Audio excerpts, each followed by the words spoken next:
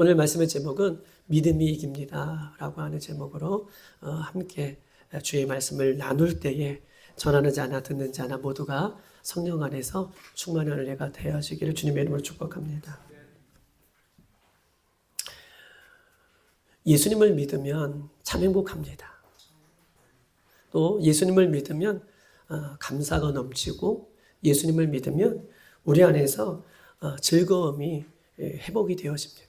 왜냐하면 예수님은 우리에게 감사와 행복과 즐거움과 은혜를 주시는 분이시기 때문에 예수님을 믿으면 감사가, 은혜와 찬양이 그 모든 것이 회복되어지는 거죠.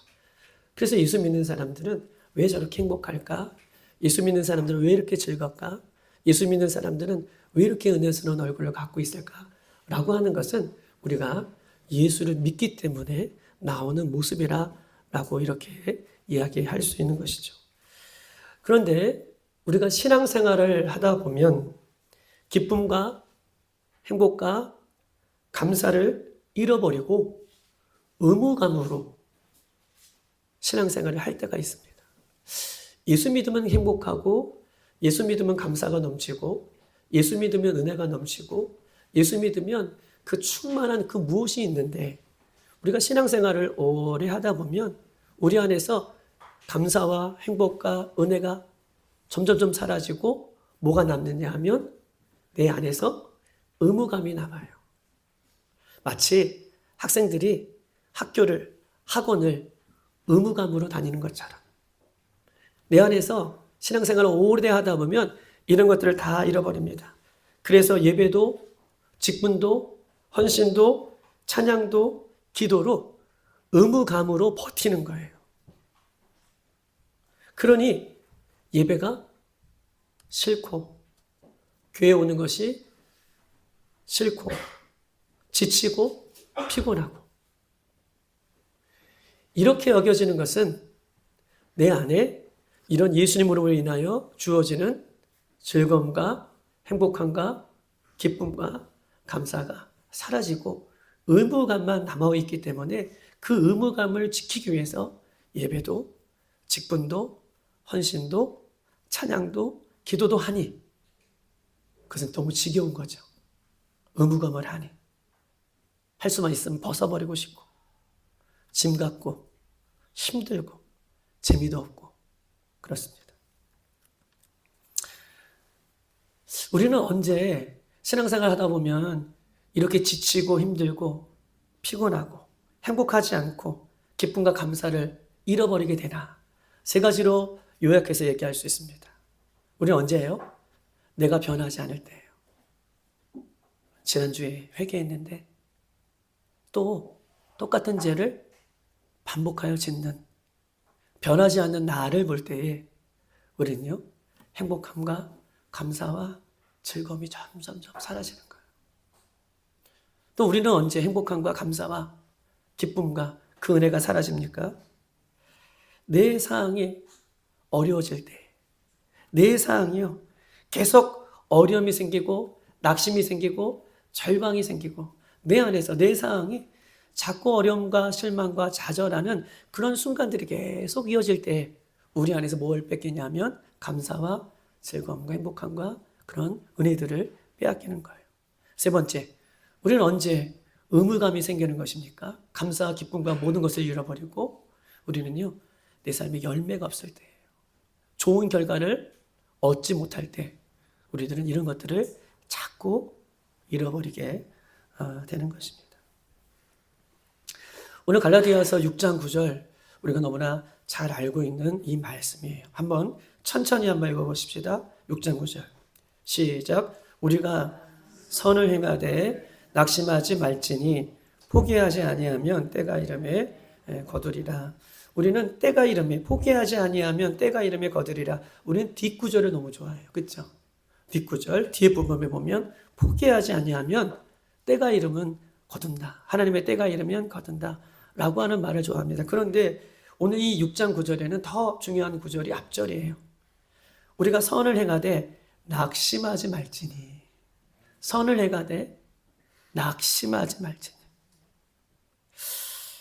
예수 믿는 내 삶에 낙심이 없다라고 하는 것이 아니라 오늘 본문에 보면 선을 행하되 낙심하지 말지니, 예수 믿는 사람들도 낙심하지 않는 인생이 아니라 예수 믿는 사람에게는, 예수 믿는 사람의 신앙에는, 삶 속에는 낙심이 찾아오지 않는다라고 본문은 얘기하지 않고 6장 9절에는 선을 행하되 낙심하지 말지니, 뭐가 찾아온다는 거예요? 선을 행해도 뭐가 찾아와요?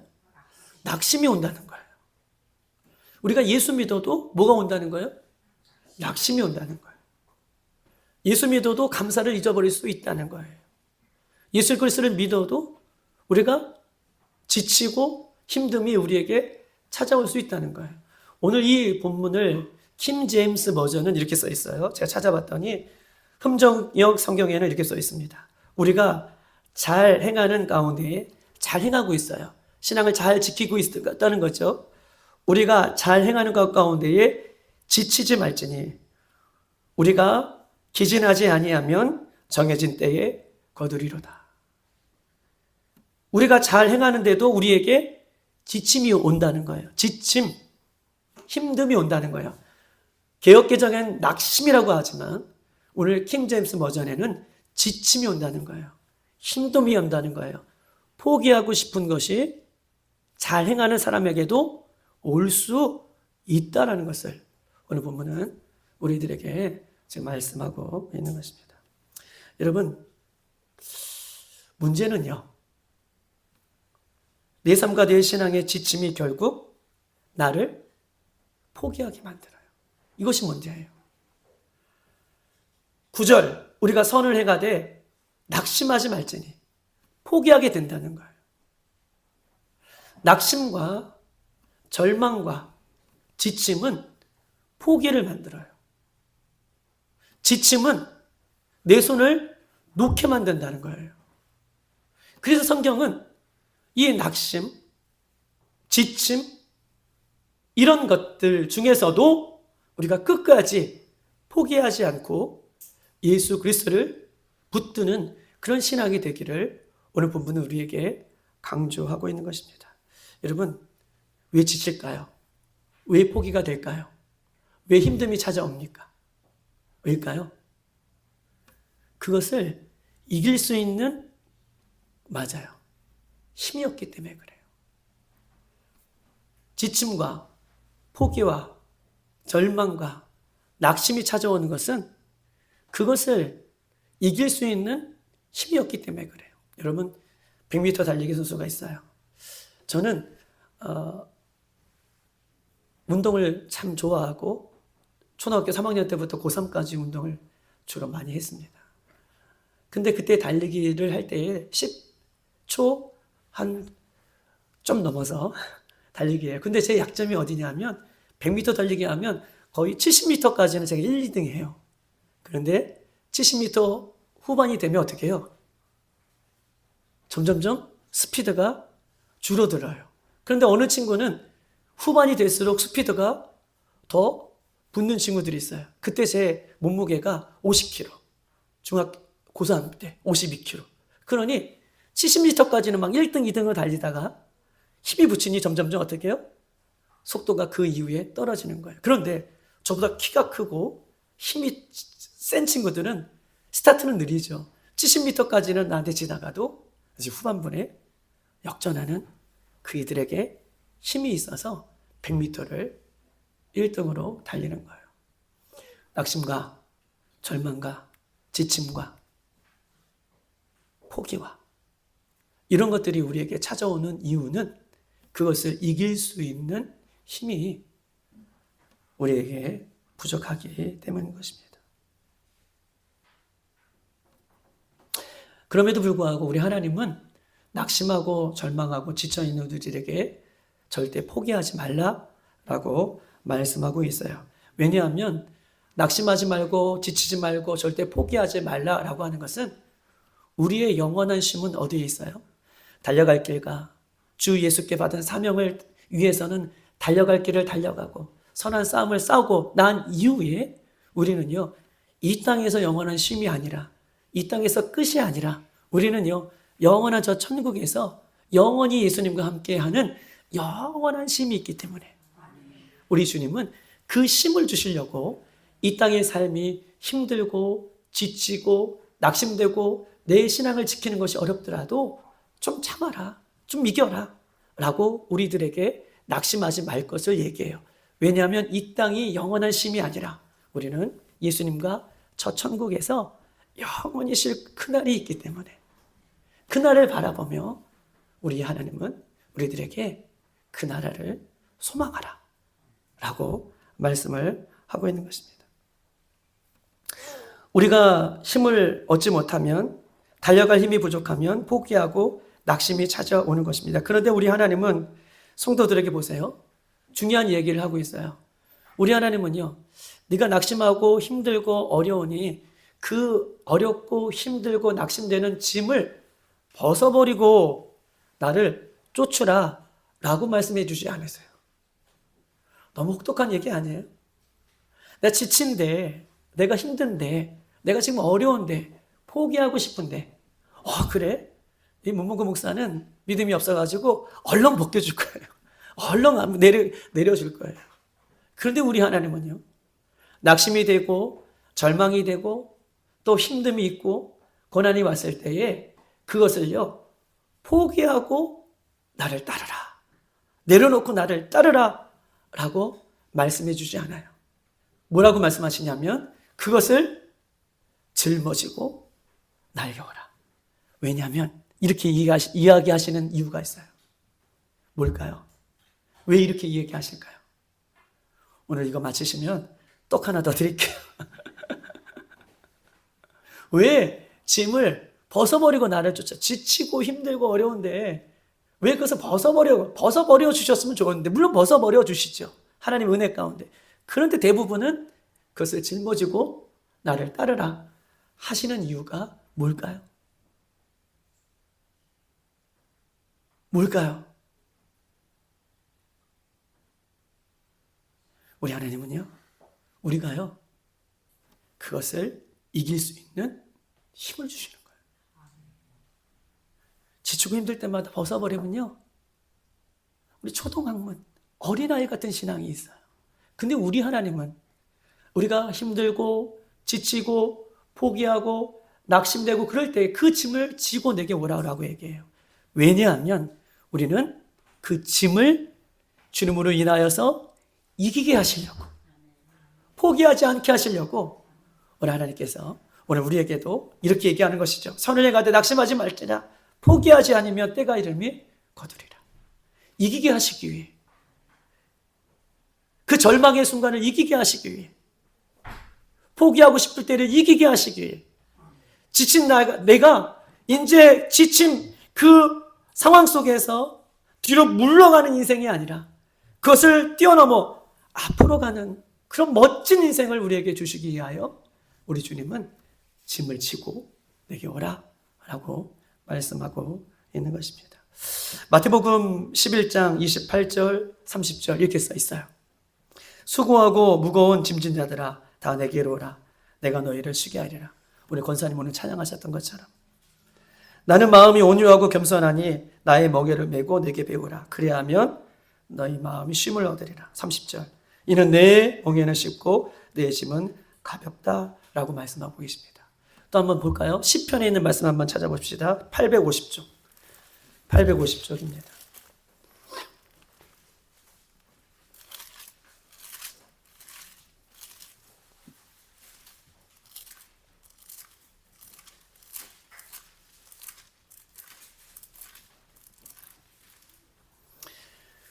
시편 68편 19절입니다. 다 같이 한번 읽어볼까요? 줄도 쳐가면서 한번 읽어봅시다. 시작. 날마다 우리 짐을 지시는 주 곧 우리의 구원이신 하나님을 찬송하리로다. 할렐루야. 날마다 우리의 짐을 지신대요. 수고하고 무거운 짐진들아 다 내게로 오라 말씀하셨던 그 예수님이, 하나님이 시편에는요, 날마다 우리 짐을 지시는 주 곧 우리 구원이신 하나님을 찬송하리로다. 라고 말씀하고 계십니다. 사랑하는 여러분, 어떤 사람이 힘들고 어렵고 지치고 포기하고 싶은 인생이 나에게 도움을 청한다면, 보세요. 우리 빌라델피아의 모든 성도들은 기꺼이 도와줄 거예요. 지치고 힘들고 어렵고 포기하고 싶은 인생이 찾아오면 우리 빌라델피아의 모든 성도들은 그 영혼을 불쌍히 여겨서 아마 도와줄 거예요. 그런데 세상 사람들은요, 지치고 힘들고 어렵고 포기하고 싶고 삶의 무게가 잔뜩 있는 사람들이 나를 도와주세요 라고 찾아오면 어떻게 할까요? 그렇죠. 세상 사람들은 부담스러워해요. 내 코가 석잔데. 그런 영혼들이 찾아오면 사람들은 입으로는 도와줄 수 있겠지만 진짜 삶 속에서는요, 도와주기가 쉽지 않는 것이 사람의 모습이에요. 여러분, 유치원생 때도요, 자기 사탕 이거 하나, 예전에는요, 내가 먹던 사탕 같이 나눠서도 먹고 그랬잖아요. 유치원생 때 자기 먹는 사탕도 요즘은 잘 안 나눠주려고 그래요. 그런데 지치고 힘들고 삶의 무게가 잔뜩 있고 제발 나 좀 도와주세요 라고 한다면 저 사람 나한테 돈 빌려고 하지 않을까? 저 사람 나한테 부탁하지 않을까? 라고 뭐가 생겨요? 부담감이 생겨요. 그런데 우리 하나님 보십시다. 수고하고 무거운 짐진 자들아, 멀리 떨어져라.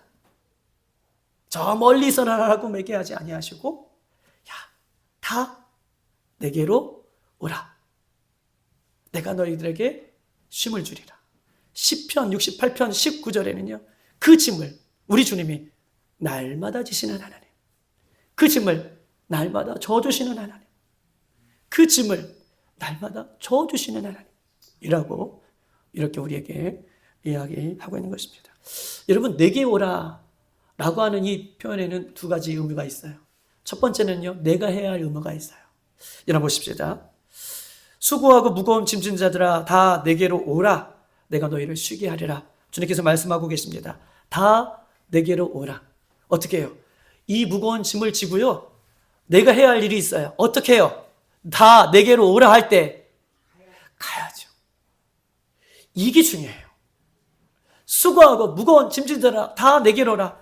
주님 힘들어요. 주님 어려워요. 포기하고 절망하고 있는 것이 아니라 그 짐을 지고 내게로 오라. 내가 해야 할 일이 있어요.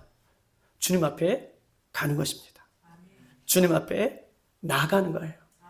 그러면 짐을 짊어주신 하나님께서 그 다음에 역사하시죠. 그 다음은 하나님의 역사예요.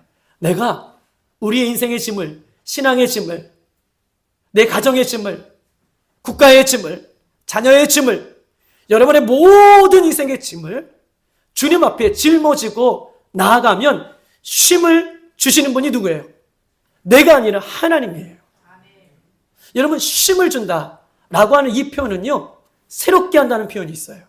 쉼을 준다는 것은요, 내가 그냥 쉰다는 것이 아니에요. 쉼을 얻으면 우리가 뭐예요? 힘이 생기죠. 새롭게 된다. 하나님께서 너에게 힘을 주겠다. 너를 새로 창조하겠다. 이것이 쉼을 준다는 거예요. 중요한 것은요, 내가 무게를 가지고 힘듦을 가지고 주님 앞에 나아가는 것. 이것이 중요하다라고 여러분에게 말씀을 드리는 것입니다. 사랑하는 여러분, 매일매일 우리를 지치게 하고 낙심하게 하고 포기하게 하고 절망하게 하는 짐, 그것을 예수님 앞에 가져나가는 여러분 되시기를 주님의 이름으로 축복합니다. 그래서 주님께서 주시는 새 힘, 새 쉼, 새로운 창조, 새로운 은혜가 여러분에게 부어지기를 주님의 이름으로 축복합니다. 사랑하는 여러분, 우리 인생은요, 남녀노소 할 것 없이요, 모든 짐이 있기 때문에 고달픈 인생이라고 얘기하는 거예요. 남녀노소 어린아이 모든 사람들이 각자의 짐이 있기 때문에 고달픈 인생을 살아가는 것입니다. 그런데요, 우리는요, 고달픈 인생을 살아가는 사람들이 아니라 힘들고 어려운 짐을 주님 앞에 기꺼이 내어드릴 수 있는 그런 삶을 우리 하나님께서는 우리에게 요구하고 계시는 거예요. 고달픈 인생이 아니라 우리 주님 앞에 내 짐을 기꺼이 맡겨드릴 수 있는 그런 인생이 저와 여러분의 인생이라, 여러분의 신앙이라 라고 하나님께서 이렇게 이야기하고 있는 것입니다. 사랑하는 여러분 보십시다. 수고하고 무거운 짐진 자들아 다 내게로 오라 라고 말씀하고 계세요. 여러분 여기서 보면 본문에서 중요한 것은 내게로 오라가 중요해요. 내게로 오라가 중요합니다. 여러분 쉼을 줄 수 있는 그 주님을 내게로 오라. 예수님을 사랑하셔야 돼요. 우리는요 때로는 우리 신앙 가운데 우리가 힘들고 지치고 넘어지는 이유는 우리가 쉼만 바라본다는 거예요. 쉼을 누가 주시는 거예요? 하나님이 주시죠. 그 쉼을 주시는 분이 누구예요? 예수님이 쉼을 주시는 거예요. 내게로 오라고 말씀하고 계셨지 주님께서 쉼을 먼저 준다고 얘기하지 않았어요. 우리는요 주님의 쉼이 중요한 게 아니라 주님의 손으로부터 오는 응답이 중요한 것이 아니라 쉼을 주시는 주님이 중요해요. 쉼을 주시는 예수 그리스도가 중요한 거예요. 그 주님을 사모하셔야 돼요. 그런데 우리는 어디에 포커스를 맞췄냐면 쉼에 포커스가 맞춰져 있어요. 그러니 그 쉼이 응답으로 이루어지지 않을 때에는 실망하고 좌절하고 절망이 먼저 찾아오는 거예요. 내게로 오라. 이 표현이 중요해요. 내가가 중요해요. 예수님이 중요한 것이죠.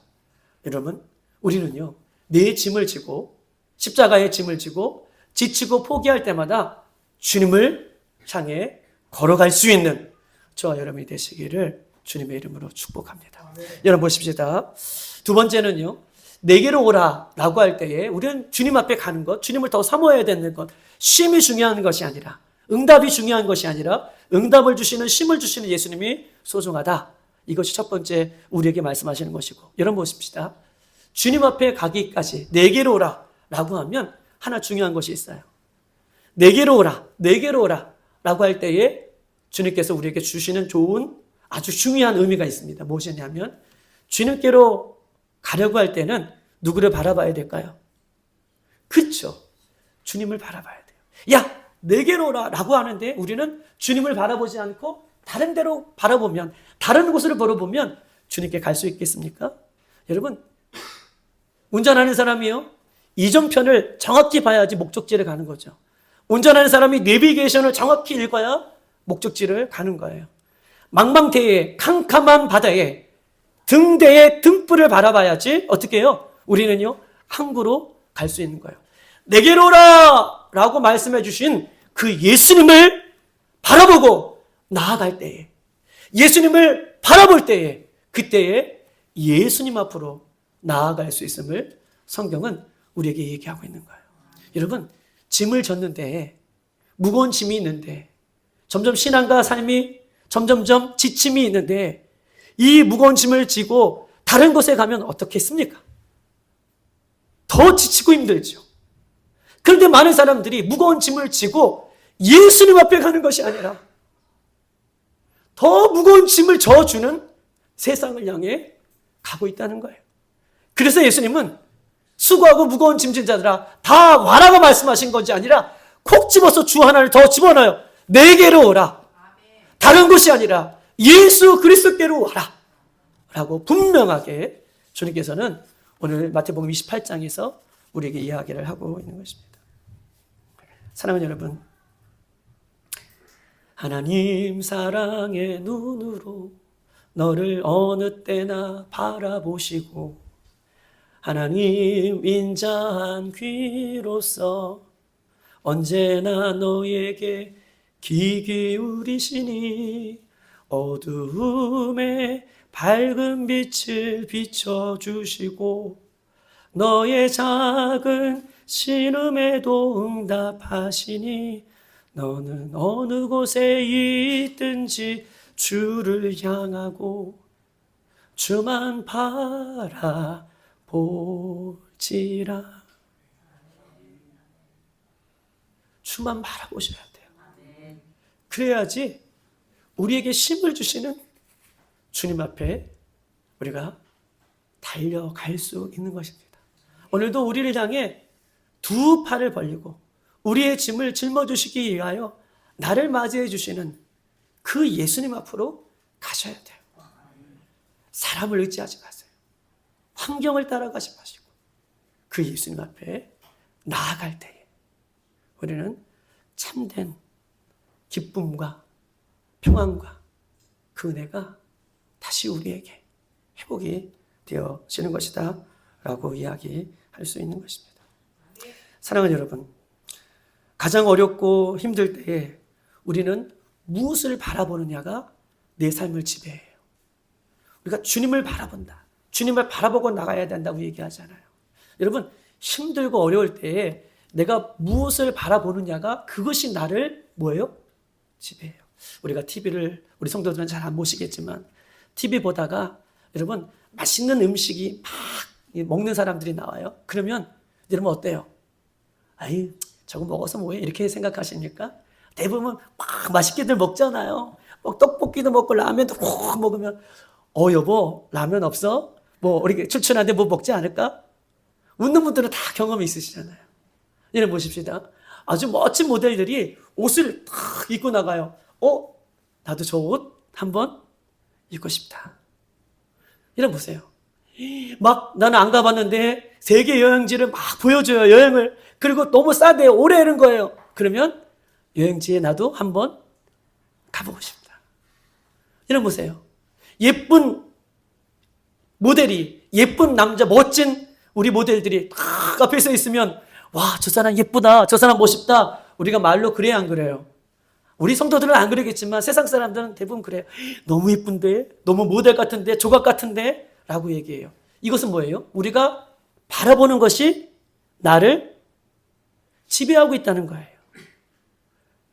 먹는 것을 보면 그것이 먹고 싶고 여행 멋진 곳에 가면 야 우리 저기 어디야 번호가 어디야 다음에 한번 우리 꼭 저기 찾아가자 라고 얘기하고 있고 멋진 옷을 입고 있으면 아이고 나도 저거 돈 모아서 한번 사야지. 예쁘고 멋진 사람 보면 너무 멋진데 근데 우리 남편이 더 멋진데 우리 아내가 더 멋진데 이렇게 반응하는 이유는 내가 바라보는 것이 나를 지금 뭐예요? 서서히 그렇죠? 서서히 지배하고 있기 때문에 그래요. 여러분 보십시다. 우리가 어렵고 힘들 때 우리들은 뭘 바라보나요? 어렵고 힘들 때 우리는 바라보는 것들이 뭐예요? 대부분 어렵고 힘든 상황들을 바라봐요. 그러니 그것이 나를 뭐예요? 그렇죠. 지배하는 거예요.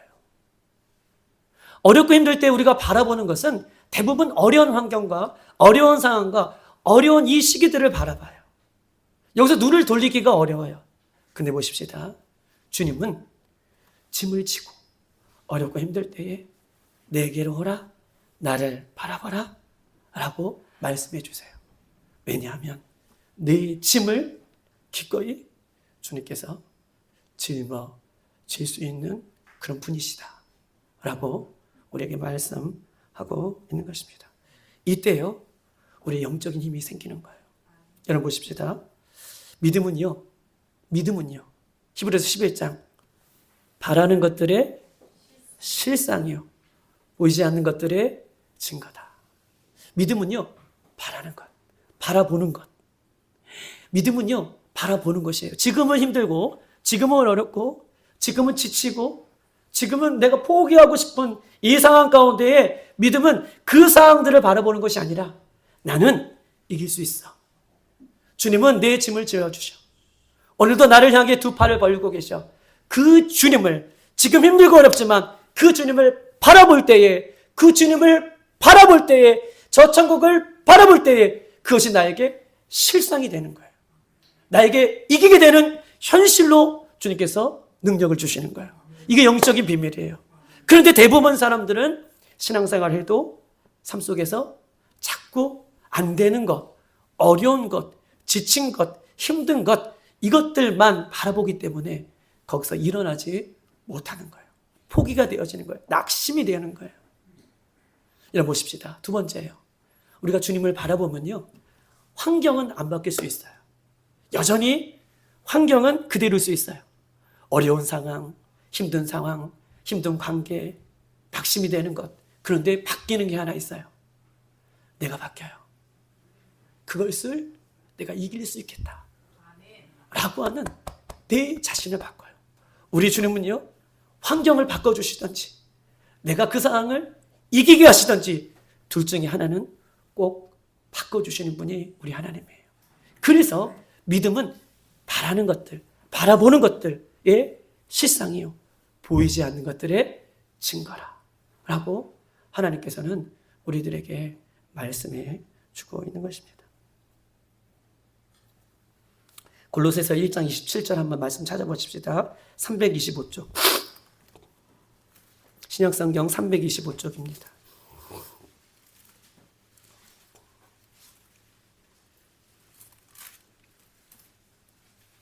1장 27절.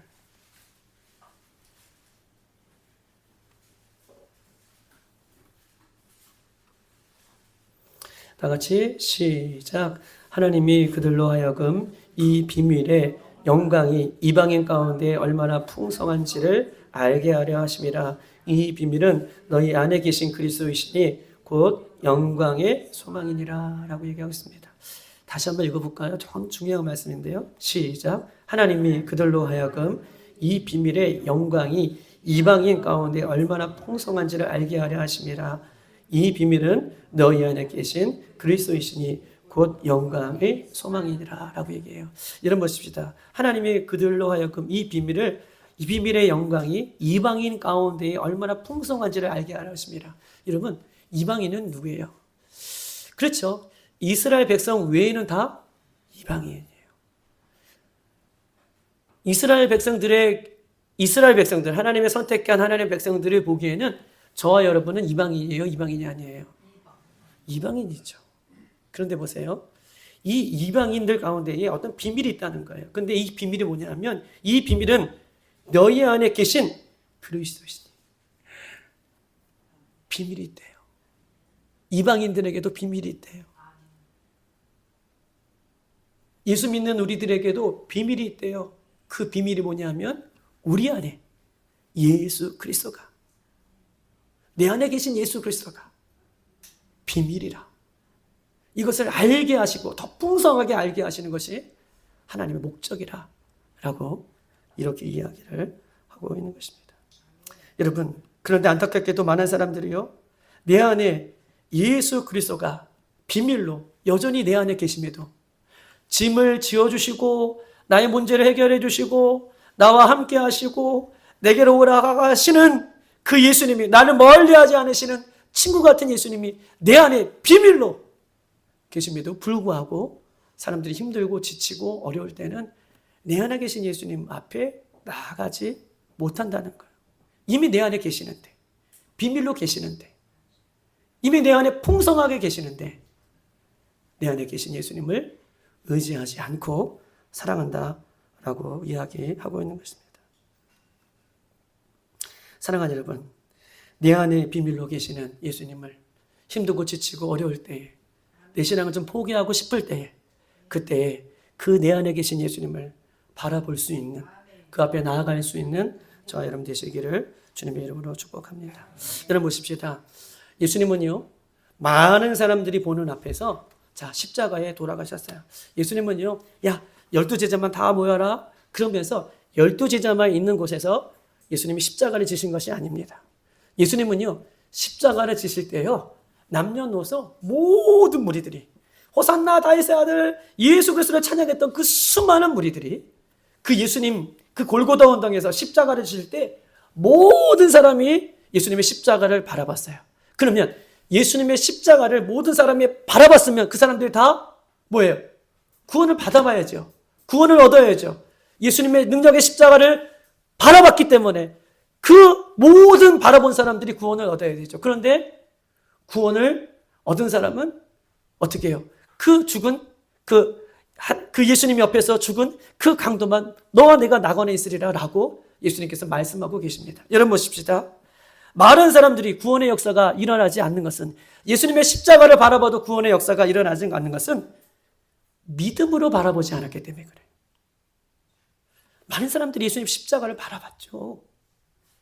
남녀노소, 로마 병정도 모든 사람이 예수님의 십자가를 바라봤어요. 그런데 구원의 역사가 일어나지 않은 것은 뭐 때문에요? 그래요. 믿음으로 바라보지 못했기 때문에 구원의 역사가 일어나지 않는 것입니다. 사랑하는 여러분, 우리가요, 내 안에 계신 예수님, 내 짐을 지어주시는 예수님, 그 예수님을 믿음으로 바라보셔야 돼요. 내 짐을, 내 신앙을, 내 인생을 주님께서 해결해 주신다, 구원해 주신다 라고 하는 믿음으로 바라보셔야지 그 믿음의 역사가 일어나는 거예요.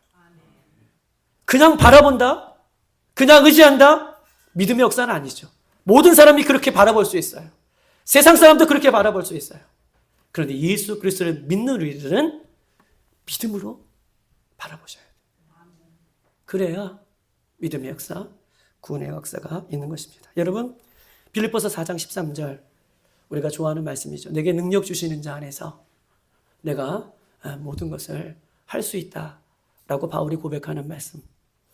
저희 가정 신망에도 우리 전사님하고 저가 전사님이 그 성구를 하나 준비하신다고 그러시더라고요. 아, 그러시냐고. 근데 이미 저는 응답받았어요. 전사님이 이 말씀을 가져오실 것이라고 저는 벌써 하나님께서 응답을 어떤 말씀을 찾고 계신다라고 하셨을 때 저는요, 하나님께서 이 말씀을 주실 거를 저는 미리 알고 있는데 탁 포장을 뜯어봤더니 진짜 이 말씀이었던 거예요. 할렐루야. 내게 능력 주신 자 안에서 모든 것을 할 수 있다. 그런데 보십시다. 바울이요. 내게 능력 주신 자 안에서 모든 것을 할 수 있다라고 고백할 때에 이 바울의 신세가 어떤 신세였을까요? 이는요, 빌립보 감옥에서 갇혀있는 상태였어요. 내게 능력 주신 자 안에서 내가 모든 것을 할 수 있다. 바울은 어떤 시기였어요? 바울은요, 그의 죽음이 곧 임박할 때예요. 감옥에 있고 곧 그의 죽음이 임박할 때에 뭐라고 고백해요? 내게 능력 주시는 자 안에서 내가 모든 것을 할 수 있다. 여러분, 바울은요, 사실 모든 것을 할 수 있는 사람이에요. 바울은요, 우리가 잘 알다시피 최고의 지식을 갖고 있는 사람이에요. 바울은요, 로마의 시민권을 갖고 있는 사람이에요. 바울은요, 율법, 말씀과 언어에 아주 능통한 사람이에요. 그와 대항해서 어떻게 이길 사람이 없어요. 말씀으로는 말씀으로든 언어는 언어든 어떤 사람이 바울 앞에서 어떻게 해요? 까불 수가 없는 사람이에요. 여러분 보십시다. 바울은요, 그 당시에 최고의 기술, 텐트를 만드는 최고의 돈벌이를 할 수 있는 기술자예요. 언어만, 지식만, 최고의 학문만 갖고 있는 사람이 아니라 손기술도 최고예요. 그래서요, 보세요. 또 영적인 것은 어떻습니까? 그가요, 그 텐트를 만들다가 앞치마를 이렇게 둘러쓰고 텐트를 만들잖아요. 꼬매고 막 만들잖아요. 이 텐트를 썼던 이 앞치마를 사람이 어떻게 해요? 손만 대면 어떻게 되는 거예요? 맞아요. 이 사람들이 병이 막 나아져요. 영적으로도 그는요, 최고의 모습이 있었어요. 근데 보십시다. 지식적으로도, 학문적으로도, 뭐 손기술이면 손기술, 영적으로도 그렇게 모든 것을 할 수 있는 그가요. 보세요. 그 당시 돌에 맞아 죽을 뻔하는 것이, 예수 믿고 돌에 맞아 죽을 뻔한 것이 몇 번인지 몰라요. 여러분, 예수님 당시에 물론 돌이 던져서 사람들이 맞기도 하지만 죽기도 하지만 예수님 당시에 돌에 맞아 죽었다라고 했을 때 이 돌을 던지는 그런 돌에 맞아 사람이 죽은 것이 아니에요. 사람들이 죽을 때에는요, 돌로 죽였다라고, 돌을 쳐서 죽였다라고 하는 것은 돌을 가져다가 그 사람이 있는 곳에서 어떻게 해요? 멀린 사람은 돌로 막 야구 선수처럼 던져가지고 맞춰서 죽인 것보다 돌을 던져서 죽였다는 건 그 당시에는요, 돌을 가져다가 눕혀놓고 뭐예요? 그렇죠. 그래서 돌에 맞아 죽었다라고 하는 표현은 바울은요, 죽은 것을 얘기해요. 돌로 누워있는 사람을 그렇게 때린 자본, 그 당시 문화예요. 그래, 돌에 맞아 죽었다라고 하는 것은 진짜 죽은 거. 그런데 거기서도 하나님의 은혜 가운데 몇 번이나 살아납니다. 자신은요, 능력 있는 사람이에요. 지혜도 있고, 영성도 있고, 학문도 있고, 손기술도 있고. 그런데 내게 능력 주시는 자 안에서 내가 모든 것을 할 수 있다. 그런데 그것을 버려요. 내게 능력 주시는 자 안에서, 예수님 안에서 내 것이 아니라 예수님의 것으로 나는 무엇이든지 할 수 있다. 그것을 분투한처럼 자기의 것을 어떻게 해요? 배설물처럼 내려놓고 예수님 믿고 난 이후에 예수님 안에 있는 것으로, 예수님의 것으로 내가 무엇이든지 할 수 있다라고 고백하며 그 예수님의 말씀에 순종하며 따라가는 것입니다.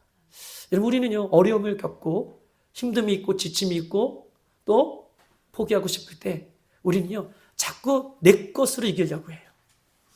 내 지혜로, 내 경험으로, 내 능력으로, 내 관계로, 내 지식으로.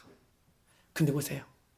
바울은 이 모든 것을 할 수 있었지만 내게 능력 주신 자라서 내 것이 아니라 하나님의 것으로, 예수님의 것으로 나는 얼마든지 할 수 있다라고 감옥에서도 마지막 그의 인생이 죽음 앞에서 이렇게 고백하는 인생이 된 것입니다.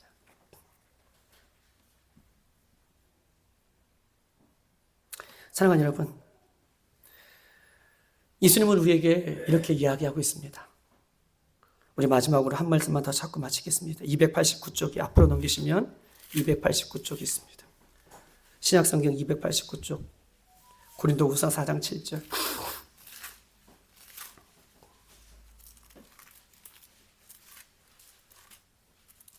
너무나 중요한 말씀인데요.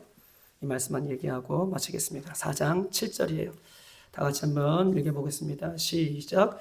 우리가 이 보배를 질그릇에 가졌으니 이는 심히 큰 능력은 하나님께 있고 우리에게 있지 아니함을 알게 하려 하심이라 라고 얘기하고 있습니다. 여러분 보세요. 우리가 이 보배를 질그릇에 가졌으니 이는 심히 큰 능력은 하나님께 있고 우리에게 있지 아니함을 알게 하려 하심이라 라고 얘기했습니다. 이 보배를 어디에다 담아요? 질그릇에. 이 보배를 질그릇에 담았다라고 얘기하고 있습니다. 여러분, 쉬운 성경에는 이렇게 써 있어요. 쉬운 성경에는 이렇게 써 있습니다. 4장 7절, 보배를 깨지기 쉬운 그릇 곧 우리 연약한 육체에 담았다. 쉬운 성경에는요, 오늘 이 개역개정에는 보배를 질그릇에 담았다라고 얘기하지만 쉬운 성경에는 질그릇이 곧 뭐라고 해요? 우리의 육체라고 얘기해요. 우리의 육체 안에 질그릇이 아니라 우리가 육체 같은 깨지기 쉬운 질그릇 육체 같은 그곳에 보배를 담았다라고 얘기합니다. 여러분 보세요. 저 마지막입니다. 여러분 집에 아주 귀한 보물이 있어요. 아주 소중하게 다룰 값진 보물이 있어요. 그러면 여러분 값지고 깨지기 쉽고 귀한 보물을 여러분은 그릇에 담는다면 어떤 그릇에 담을까요? 다시 한번. 여러분 집에요. 아주 소중히 내려온 보물이 있어요. 깨지기 쉬운 거예요. 값진 보물이에요. 돈으로 환산하면요. 어마어마한 가치가 있는 보배예요. 그 가치가 있는 어마어마한 보배, 그런 가치가 있는 그런 것들을 여러분 그릇에 담는다면 어디에 담을까요? 한번 말씀해 보세요. 어디에요? 화장실 옆에 있는 거예요? 어디에다가? 아니 가보세요. 다시 한번. 마지막이에요. 아주 값진 보물이에요. 한 10억 너무 작나요? 너무 작은 한 100억 가는 값진 보물이에요. 너무 귀한 보물이에요. 누가 감히 누구 앞에 꺼낼 수도 없어요. 그런데 이 귀한 보물, 깨지기 쉬운 이 귀한 보물을 여러분의 그릇에 담는다면 어디에 담을까요? 질그릇에 담아요? 값진 것은요? 믿음도 좋으셔라. 어디에 담을까요? 그렇죠. 저도 마찬가지예요. 제일 튼튼하고 제일 예쁘고 최고 좋고 제일 어떻게 해요? 안전한 그릇에 담죠. 질그릇에 담으면 깨지면 어떻게 해요? 그거 다 무용지물이 되는데. 근데 보세요. 대부분 사람들은 값진 것에 두는 것이 맞아요. 그런데 오늘 본문은 이 귀한 것을 질그릇에 담았다. 이 질그릇은 우리 육체다라고 얘기해요. 여러분, 이 값진 보물이 뭘까요? 그렇죠. 예수님이죠. 예수님을 질그릇에 담았대. 우리가 깨지기 쉬운 우리 육체에 담았다는 거예요. 즉 값진 예수님을 우리 질그릇 같은 우리에 담을 때에 그 값진 것이 우리를 보호해 주는 거예요. 세상 사람들은 그릇이 귀한 것을 보호해 주지만 깨지지 않고 튼튼한 것이 귀한 보물을 어떻게 해요? 보호해 주지만 깨지기 쉬운 그릇에, 깨지기 쉬운 내 육체에 귀한 예수님이 찾아오심으로 그 귀한 예수님이 깨지기 쉬운 나를 보호해 주시는 거예요. 깨지기 쉬운 나를 지키시는 거예요. 그래서 예수님이 값진 귀한 보물을 질그릇에 담는 이유가 여기 있는 거예요. 우리는 반대로 생각하죠. 값진 보물을 내 육체에, 예수님을 내 육체에 깨지기 쉬운, 넘어지기 쉬운, 지쳐있는, 피곤해 있는, 귀찮아하는 연약한 우리들에게 담는 것은 예수님이 담겨짐으로 내가 새 힘을 얻을 수 있는 것이다. 내가 새 힘을 얻을 수 있는 것이다. 그래서 질그릇에, 육체에 담는 것입니다. 사랑하는 여러분, 우리는 어떻게 값진 보물을 담고 주님 앞에 나아갈 수 있겠습니까? 주님을 바라볼 수 있겠습니까? 사랑하는 여러분, 내가 힘들지만 내게 쥐어진 짐, 수고하고 무거운 짐, 그거 짊어지고요, 믿음으로 나아가기를 선포하세요. 내가 예수님 앞에, 십자가 앞에 주님을 바라보며 예배하기를 원한다. 기도하기를 원한다. 힘들지만 내가 찬양하기를 원한다. 헌신하기를 원한다. 라고 고백하며 나아가면, 그리고 그것을 지키면 하나님께서는요, 내 안에 값진 보물이신 예수님은 내 안에 나를 보호하시고 나에게 영원한 기쁨과 감사를 회복시켜주고 있는 것입니다.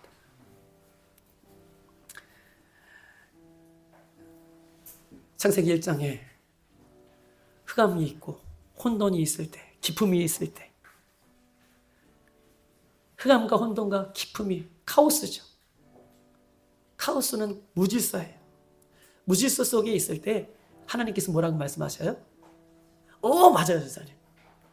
그 어둡고 혼돈과 카오스, 그런 무질서한 세상 속에서 주님이 빛이 있으라 라고 하나님께서 명령하시니 어둠을 뚫고 태양과 달과 별빛이 어둠을 밝혀요.